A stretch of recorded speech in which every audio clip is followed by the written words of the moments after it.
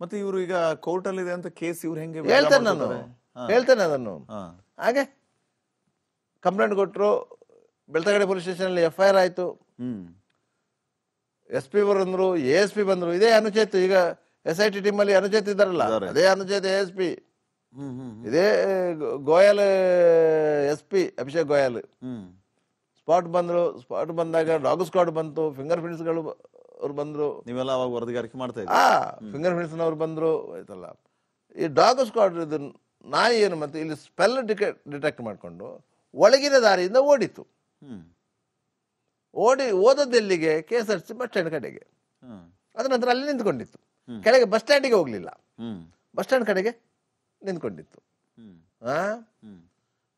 Dog squad ಬಂತು, ಪೊಲೀಸರು ಅದರ ನಂತರ ಅದರ ತನಿಖೆ ಆರಂಭ ಮಾಡಿದರು.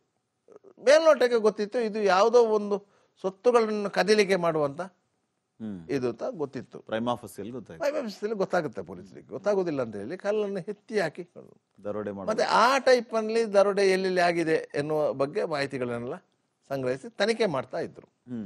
ತನಿಖೆ ಮಾಡ್ತಾ ಇದ್ದ ಸಂದರ್ಭದಲ್ಲಿ ಸೌಜನ್ಯ ಹತ್ಯೆ ಆಯಿತು. ಇಡೀ ಪೊಲೀಸ್ ವ್ಯವಸ್ಥೆ ಈ ಕೇಸನ್ನು ಬಿಟ್ಟಿತ್ತು, ಅದಕ್ಕೆ ಶಿಫ್ಟ್ ಆಯಿತು. ಸಾಧಾರಣ 1.5 ತಿಂಗಳು ಆ ಕೇಸಿನಲ್ಲಿ ಬೆಳ್ತಂಗಡಿ ಪೊಲೀಸರು ಬ್ಯುಸಿ ಆದರು. ಧರ್ಮಸ್ಥಳ ಪೊಲೀಸ್ ಸ್ಟೇಷನ್ ಇರಲಿಲ್ಲ, ಧರ್ಮಸ್ಥಳದಲ್ಲಿ ಔಟ್ ಪೋಸ್ಟ್ ಮಾತ್ರ ಇದ್ದದ್ದು. ಧರ್ಮಸ್ಥಳ ಪೊಲೀಸ್ ಸ್ಟೇಷನ್ ಆಗಿದ್ದು 2016ರಲ್ಲಿ. ಆ ಕೇಸಲ್ಲಿ ಬ್ಯುಸಿ ಆದರು. ಈ ಕೇಸನ್ನು ಬಾಕಿ ಆಯಿತು. ಆ ಕೇಸು ಅದರ ನಂತರ CODಗೆ ಹೋಯಿತು. ಇನ್ಸ್ಪೆಕ್ಟರ್ಗಳು ಚೇಂಜ್ ಆದರು. ಚೇಂಜ್ ಆದಾಗ ಲಿಂಗಪ್ಪ ಪೂಜಾರಿ ಅವರು ಇನ್ಸ್ಪೆಕ್ಟರ್ ಆಗಿ ಬಂದರು. ಎಲ್ಲಿಗೆ? Belthangady circle inspector. ಲಿಂಗಪ್ಪ ಪೂಜಾರಿ ಅವರು ಬಂದರು. ಅವರು ಏನು ಮಾಡಿದರು, ಹಳೆ ಎಷ್ಟು ಕೇಸುಗಳಲ್ಲೂ ಬಾಕಿ ಇದೆ ಇದನ್ನೆಲ್ಲ ತನಿಖೆ ಮಾಡಬೇಕು ಅಂತ ಹೇಳಿ, ಪತ್ತೆ ಹಚ್ಚಬೇಕು ಅಂತ ಹೇಳಿ, ವೇಣೂರಿನಿಂದ ಒಬ್ಬ PC, ಪುಂಜಾಲಕಟ್ಟೆಯಿಂದ ಒಬ್ಬ PC, ಬೆಳ್ತಂಗಡಿಯಿಂದ 2 PC ಕೇಳಿ 4 ಮಂದಿ PCಗಳನ್ನು ಸೇರಿಸಿಕೊಂಡು ಒಂದು ಟೀಮ್ ಮಾಡಿ ಹಳೆ ಕೆಲವು ಪ್ರಕರಣಗಳು, ಪತ್ತೆ ಆಗದಂಥ ಪ್ರಕರಣಗಳನ್ನು ತನಿಖೆ ಮಾಡಬೇಕಂತೇಳಿ ಹೊರಟರು. ಹಾಗೆ ಅದರಲ್ಲಿ ಅವರು ಸಕ್ಸಸ್ ಆದರು.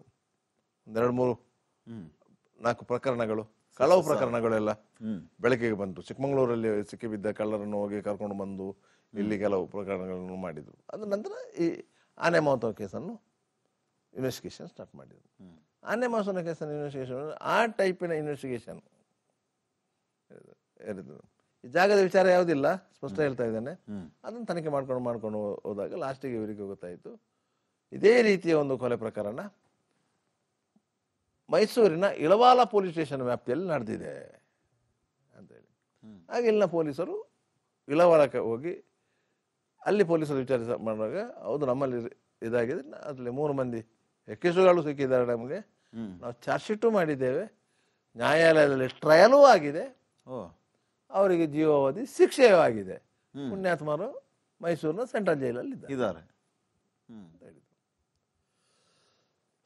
ಮತ್ತೆ ಆ ಸಂದರ್ಭದಲ್ಲಿ ಅವರನ್ನು ಇಂಟ್ರಗೇಷನ್ ಮಾಡಿದಂತಹ ಪೊಲೀಸ್ ಯಾರನ್ನು ನೋಡುವಾಗ ಅವರು ಹೇಳಿದ್ದಾರೆ, ಒಂದು ದೇವಸ್ಥಾನ ಇತ್ತು, ದೇವಸ್ಥಾನದ ಎದುರೊಂದು ಹಳೆ ಮನೆ ಇತ್ತು, ಅಲ್ಲಿ ಒಂದು ಕೇಸು ಮಾಡಿದ್ದೇವೆ ಅಂತ ಹೇಳಿದ್ದಾರೆ. ನಾವು ನಮ್ಮ ಕೇಸು ಮುಗಿಯಲಿ ಅಂತ ಹೇಳಿ ನಾವು ಅದಕ್ಕೆ ಹೋಗಲಿಲ್ಲ. ಯಾಕಂದ್ರೆ ಅಲ್ಲಿ ಒಂದು ಇದೇ ರೀತಿ ಕಲ್ಲು ಹೊತ್ತು ಹಾಕಿ ಒಂದು ವೃದ್ಧೆಯನ್ನ ಕೊಲೆ ಮಾಡಿ ಚಿನ್ನ ದೋಚಿದ್ದು, ಅದು ಇಂಟ್ಯಾಕ್ಟ್ ಸಿಕ್ಕಿತ್ತು. ಆದ್ರಿಂದ 4 ಮಂದಿಯನ್ನು ಹಿಡಿದಿದ್ರು. ಅವರು ಇಂಟ್ರಾಗೇಷನ್ ಮಾಡಿದ್ರು. ಇಂಟ್ರಾಗೇಷನ್ ಮಾಡುವಾಗ ಏನಾಯ್ತು, ಅದರಲ್ಲಿ ಒಬ್ಬ ಆರೋಪಿ ಡೆತ್ ಆದ ಸ್ಟೇಷನ್ ಅಲ್ಲಿ. ಸಬ್ ಇನ್ಸ್ಪೆಕ್ಟ್ರು ಸ್ಟಾಫು ಎಲ್ಲರೂ ಕೈಕಾಲು ಬಿಟ್ರು. ಲಾಕಪ್ ಡೆತ್ ಅಂತಾದ್ರೆ ಎಲ್ಲರ ಮೇಲೆ ಮರ್ಡರ್ ಕೇಸ್ ರಿಜಿಸ್ಟರ್ ಆಗುತ್ತೆ ಅಂತ ಹೇಳಿ. ಯಾಕಂದ್ರೆ ಈ 3 ಮಂದಿ ಸಾಕ್ಷಿದಾರರಿದ್ದಾರೆ ಅದಕ್ಕೆ, ಅವಸತ್ತದಕ್ಕೆ. ಇವ್ರನ್ನ ಇಲ್ಲಿಗಲ್ಲಿ ಕಸ್ಟಡಿ ಇಟ್ಕೊಂಡದ್ದು ಸರ್ 1 ವಾರ.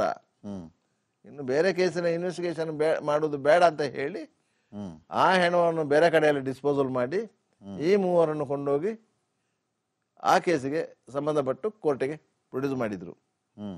ಆ ಡೆಡ್ ಬಾಡಿ ಸಿಕ್ಕಿತ್ತಂತೇಳಿ ಅದು ಮತ್ತೊಂದು ಪೊಲೀಸ್ ಸ್ಟೇಷನ್ ಲಿಮಿಟ್ಸ್ ಅಲ್ಲಿ UDR ಮಾಡಿದ್ರು. ಅಲ್ಲಿಗೆ ಇಳವಾಲ ಪೊಲೀಸರು ಸೇಫ್ ಆದ್ರು. ಈ ಸುದ್ದಿ ಎಲ್ಲೂ ಲೀಕ್ ಆಗಿಲ್ಲ. ಪೊಲೀಸರು ಏನು ಮಾಡಿದ್ರು, ಪೋಸ್ಟ್ಮಾರ್ಟಮ್ ರಿಪೋರ್ಟು ಬೇಗ ಬೇಗ ತರಿಸಿದ್ರು, FSL ರಿಪೋರ್ಟು ಬೇಗ ಬೇಗ ತರಿಸಿದ್ರು. ಒಂದೂವರೆ ತಿಂಗಳಲ್ಲೇ ತನಿಖೆ ಮುಗಿಸಿ ಚಾರ್ಜ್ ಶೀಟ್ ಹಾಕಿ ಮಾಡಿಬಿಟ್ರು. ಅವರಿಗೆ ಗತಿಗೋತ್ರ ಇಲ್ಲ. ಸರಕಾರವೇ ವಕೀಲರನ್ನು ಕೊಟ್ಟಿತ್ತು. ಟ್ರಯಲೂ ಆಯಿತು 6 ತಿಂಗಳೊಳಗೆ, ಶಿಕ್ಷೆಯೂ ಆಯಿತು. ಈ ವಿಚಾರ ಇವರಿಗೆ ಮತ್ತೆ ಗೊತ್ತಾಯಿತು. ಮತ್ತೆ ಅವರನ್ನು ಹೋಗಿ ಸ್ಟೇಷನ್ ಜೈಲಲ್ಲಿ ಹೋಗಿ ಮಾತಾಡಿಸಿಕೊಂಡು ಬಂದಿದ್ದಾರೆ. ಆದರೆ ಪ್ರಯೋಜನ ಆಗಲಿಲ್ಲ. ಯಾಕಂತ ಹೇಳಿ ಜೈಲಲ್ಲಿದ್ದು ಅವರು ಕನ್ವಿಕ್ಟೆಡ್ ಕೈದಿಗಳು. ಅವರನ್ನು ನೀವು ಕೋರ್ಟ್ ಪರ್ಮಿಷನ್ ತಗೊಂಡು ತಂದು ಇಂಟ್ರಾಗೇಷನ್ ಮಾಡಲಿಕ್ಕೆ ಬರಲ್ಲ. ಇಂಟ್ರಾಗೇಷನ್ ಮಾಡಿದ್ರು ಅವರು ಪ್ರೊಫೆಷನಲ್ ಕಳ್ಳರು, ನಿಮಗೆ ಬಾಯಿ ಬಿಡಲ್ಲ. ಆಯ್ತಾ? ಅಂದ್ರೆ ಅದಕ್ಕೆ ಬಿಟ್ರು. ಮತ್ತೆ ಇವರು ಈಗ ಕೋರ್ಟ್ ಅಲ್ಲಿ ಇದೆ ಅಂತ ಕೇಸ್ ಇವ್ರು ಹೆಂಗೆ ಹೇಳ್ತೇನೆ ಅದನ್ನು. ಹಾಗೆ ಕಂಪ್ಲೇಂಟ್ ಕೊಟ್ಟರು. ಬೆಳ್ತಂಗಡಿ ಪೊಲೀಸ್ ಸ್ಟೇಷನ್ FIR ಆಯ್ತು. SP ಬಂದ್ರು, ASP ಬಂದ್ರು. ಇದೇ ಅನುಚೇತ್, ಈಗ SIT ಟೀಮ್ ಅಲ್ಲಿ ಅನುಚೇತ್ ಇದ್ದಾರಲ್ಲ, ಅದೇ ಅನುಚೇತ್ ASP. ಇದೇ ಗೋಯಲ್ SP ಅಭಿಷೇಕ್ ಗೋಯಲ್ ಸ್ಪಾಟ್ ಬಂದ್ರು. ಸ್ಪಾಟ್ ಬಂದಾಗ ಡಾಗ್ ಸ್ಕ್ವಾಡ್ ಬಂತು, ಫಿಂಗರ್ ಪ್ರಿಂಟ್ಸ್ಗಳು ಅವ್ರು ಬಂದ್ರು. ನೀವೆಲ್ಲ ಅವಾಗ ವರದಿಗಾರಿಕೆ ಮಾಡ್ತಾ ಇದ್ದೀವಿ. ಫಿಂಗರ್ ಪ್ರಿಂಟ್ಸ್ನವ್ರು ಬಂದ್ರು. ಆಯ್ತಲ್ಲ, ಈ ಡಾಗ್ ಸ್ಕ್ವಾಡ್ ಇದು ನಾಯಿ ಏನು ಮತ್ತೆ ಇಲ್ಲಿ ಸ್ಪೆಲ್ ಡಿಟೆಕ್ಟ್ ಮಾಡಿಕೊಂಡು ಒಳಗಿನ ದಾರಿಯಿಂದ ಓಡಿತು. ಓದೋದೆಲ್ಲಿಗೆ? KSRTC ಬಸ್ ಸ್ಟ್ಯಾಂಡ್ ಕಡೆಗೆ. ಅದ ನಂತರ ಅಲ್ಲಿ ನಿಂತ್ಕೊಂಡಿತ್ತು. ಕೆಳಗೆ ಬಸ್ ಸ್ಟ್ಯಾಂಡಿಗೆ ಹೋಗ್ಲಿಲ್ಲ, ಬಸ್ ಸ್ಟ್ಯಾಂಡ್ ಕಡೆಗೆ ನಿಂತ್ಕೊಂಡಿತ್ತು. ಡಾಗ್ ಸ್ಕ್ವಾಡ್ ಬಂತು, ಪೊಲೀಸರು ಅದರ ನಂತರ ಅದರ ತನಿಖೆ ಆರಂಭ ಮಾಡಿದರು. ಮೇಲ್ನೋಟಕ್ಕೆ ಗೊತ್ತಿತ್ತು ಇದು ಯಾವುದೋ ಒಂದು ಸೊತ್ತುಗಳನ್ನು ಕದಿಲಿಕೆ ಮಾಡುವಂತ ಇದು ಅಂತ ಗೊತ್ತಿತ್ತು. ಪ್ರೈಮಾ ಫಸಿಲ್ ಗೊತ್ತಾಗುತ್ತೆ ಪೊಲೀಸರಿಗೆ. ಗೊತ್ತಾಗೋದಿಲ್ಲ ಅಂತ ಹೇಳಿ ಕಲ್ಲನ್ನು ಎತ್ತಿ ಹಾಕಿ ದರೋಡೆ ಮತ್ತೆ ಆ ಟೈಪ್ ನಲ್ಲಿ ದರೋಡೆ ಎಲ್ಲೆಲ್ಲಿ ಆಗಿದೆ ಎನ್ನುವ ಬಗ್ಗೆ ಮಾಹಿತಿಗಳನ್ನೆಲ್ಲ ಸಂಗ್ರಹಿಸಿ ತನಿಖೆ ಮಾಡ್ತಾ ಇದ್ರು. ತನಿಖೆ ಮಾಡ್ತಾ ಇದ್ದ ಸಂದರ್ಭದಲ್ಲಿ ಸೌಜನ್ಯ ಹತ್ಯೆ ಆಯಿತು. ಇಡೀ ಪೊಲೀಸ್ ವ್ಯವಸ್ಥೆ ಈ ಕೇಸನ್ನು ಬಿಟ್ಟಿತ್ತು.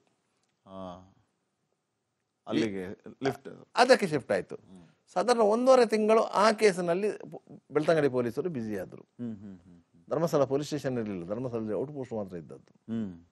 ಧರ್ಮಸ್ಥಳ ಪೊಲೀಸ್ ಸ್ಟೇಷನ್ ಆಗಿದ್ದು 2016ರಲ್ಲಿ. ಆ ಕೇಸಲ್ಲಿ ಬ್ಯುಸಿ ಆದರು.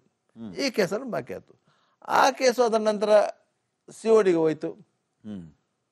ಇನ್ಸ್ಪೆಕ್ಟರ್ಗಳು ಚೇಂಜ್ ಆದರು. ಚೇಂಜ್ ಆದಾಗ ಲಿಂಗಪ್ಪ ಪೂಜಾರಿ ಅವರು ಇನ್ಸ್ಪೆಕ್ಟರ್ ಆಗಿ ಬಂದರು. ಎಲ್ಲಿಗೆ? ಬೆಳ್ತಂಗಡಿ ಸರ್ಕಲ್ ಇನ್ಸ್ಪೆಕ್ಟರ್ ಲಿಂಗಪ್ಪ ಪೂಜಾರಿ ಅವರು ಬಂದರು. ಅವರು ಏನು ಮಾಡಿದರು, ಹಳೆ ಎಷ್ಟು ಕೇಸುಗಳಲ್ಲೂ ಬಾಕಿ ಇದೆ ಇದನ್ನೆಲ್ಲ ತನಿಖೆ ಮಾಡಬೇಕು ಅಂತ ಹೇಳಿ, ಪತ್ತೆ ಹಚ್ಚಬೇಕು ಅಂತ ಹೇಳಿ ವೇಣೂರಿನಿಂದ ಒಬ್ಬ PC, ಪುಂಜಾಲಕಟ್ಟೆಯಿಂದ ಒಬ್ಬ PC, ಬೆಳ್ತಂಗಡಿಯಿಂದ ಇಬ್ಬರು PC ಕೇಳಿ 4 ಮಂದಿ PC ಗಳನ್ನು ಸೇರಿಸಿಕೊಂಡು